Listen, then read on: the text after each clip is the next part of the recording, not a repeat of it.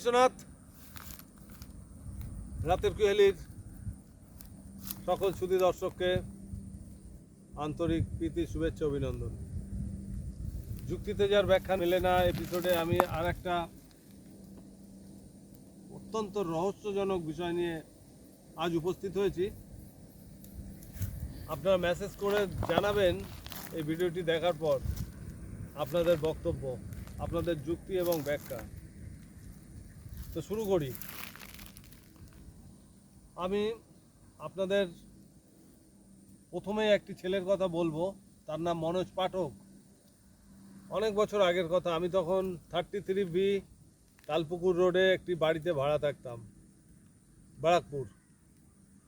তো সেই বাড়িতে আরও কয়েক ঘর ভাড়াটে ছিল, তার মধ্যে মনোজ পাঠক একটি ছেলে, আমার থেকে বয়সে অনেক ছোট ছিল সেই সময়ের কথা।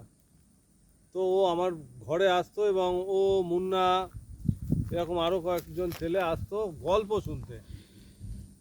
তো গল্প আমি ওদেরকে বলতাম, তার বিনিময়ে ওরা আমার শরীর ম্যাসেজ দিত, মাথার চুল ঝেড়ে দিত আর কি, আঁচড়ে দিত, এইগুলো করতো আর আমি গল্প বলতাম।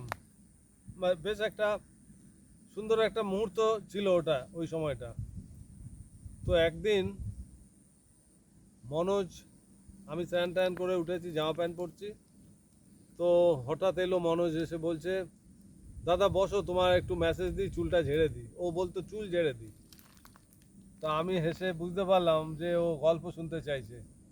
তো আমি বললাম, মনোজ আজকে খুব ব্যস্ত আছি বাবু, আমি একটা কাজে যাচ্ছি, আমি আসি, দুদিন পরে ফিরে আসবো, এসে অনেক গল্প বলবো। তো ওর মুখটা কেমন যেন পাংশু হয়ে গেল। একটু পরে বলল, একটা দীর্ঘ নিঃশ্বাস ফেলে বলল, দাদা দাদা তাহলে আর তোমার সাথে আমার দেখা হবে না। আমি মনে মনে বুঝলাম যে ও মনে কষ্ট পেয়েছে, ও হয়তো আশা করে এসেছিল গল্প শুনবে যেমন রোজ আসে। আমি বললাম, মনোজ তুমি দুঃখ করো না, আমি দুদিন পরে এসেই তোমায় গল্প শোনাবো। তো আমি গোছগাছ করে চটপট বেরিয়ে যাচ্ছি, পেছনের দিক তাকিয়েছি, কয়েক পা গিয়ে দেখি ও তাকিয়ে রয়েছে, ওর চোখ দুটো ছলছল করছে। তারপরে আমি চলে গেলাম। দুদিন পরে ফিরে এলাম, বাড়িটা নিস্তব্ধ। আমি মুন্নাকে জিজ্ঞেস করলাম, মুন্না মনোজ কোথায়? তো ও হাউ হাউ করে কেঁদে ফেললো, বলছে দাদা মনোজ আর নেই, ও আর আসবে না কোনো দিন। মানে আমি যেন মানে মানে মানে কি বলবো, আচমকা ধাক্কা লাগলে যেমন হয়, থ মেরে যায়, আমার ঠিক সেরকম হলো সিচুয়েশান। বললাম কী হয়েছে মনোজের? তা বললো, রেলগেট, তালপুকুর বাজারে রেলগেট ক্রসিংয়ে একটা মেল ট্রেন ওকে ছিন্ন ভিন্ন করে দিয়েছে, লাইন পার হচ্ছিল। তো আপনাদের বলার এটাই যে মনোজ দুদিন আগে বুঝতে পেরেছিল কি করে যে দাদা আপনার সাথে আর আমার দেখা হবে না কোনো দিন। কী করে এটা হয়েছিল? আর একটা ঘটনা বলি। 23শে জুলাই মহানায়ক উত্তম কুমার তার এক রিলেটিভকে বলল যে দিদি আমি এই জুলাই মাস অবধি আছি, এরপরে আমি আর থাকবো না। কিন্তু 23শে জুলাইয়ের গল্প। ঠিক তার পরের দিন 24শে জুলাই মহানায়ক উত্তম কুমার চলে গেলেন। উত্তম কুমার যে চলে গেছিলেন 24শে জুলাই, তিনি কিন্তু ওই বছর, মানে তার আগের বছর যে দুর্গা পুজোটা হয়েছিল ফাটাক স্টোর, তো সেই দুর্গা পুজোর ওখানে গিয়ে বলেছিলেন, মা তোমার কাছে হয়তো এটাই আমার শেষ আশা, জানি না সামনের বার আর আসতে পারবো কি না। উত্তম কুমার এই কথা বলেছিলেন। অদ্ভুত লাগে না আপনাদের? আরও একটা ঘটনা বলি, আমার বাবার কথা বলি। 2015 সালের কথা, মে মাসের 5 তারিখ আমার বাবা আমায় বললেন যে বাবা আমার আর ভাল লাগছে না এখানে, আমি চলে যাব। আমি বললাম কোথায় যাবে বাবু?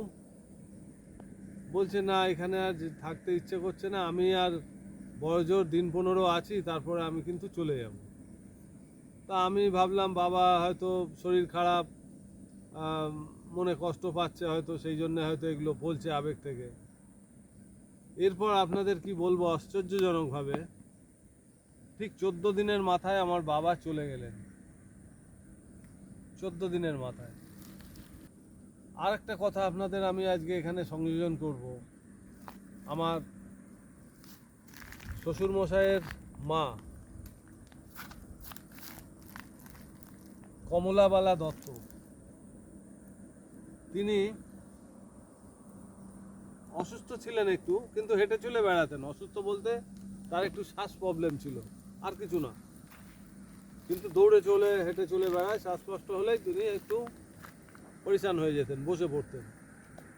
তো একদিন ওরকম দুপুর বেলায় পরিবারের সবাইকে বলছেন যে এই তোরা সবাই তাড়াতাড়ি খাওয়া দাওয়া করে নে, আমি কিন্তু থাকবো না, আর তোরা আমাকে আর আজকে বিছানা নিচে কর, আমি খাটে শোবো না আজকে।